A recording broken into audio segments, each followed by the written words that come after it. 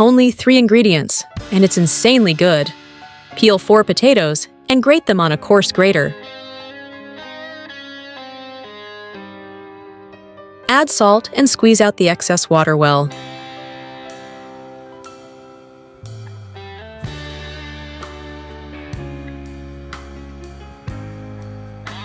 Place the potatoes in a pan with a little oil.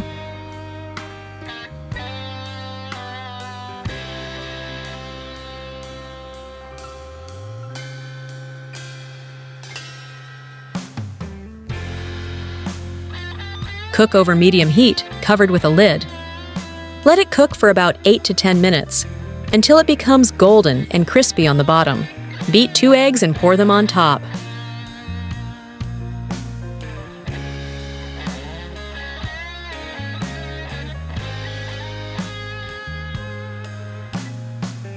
Add chopped green onions. Cover and cook for another 5 minutes. Carefully flip the pancake. Cook uncovered for another 5 to 6 minutes, until it gets a crispy crust.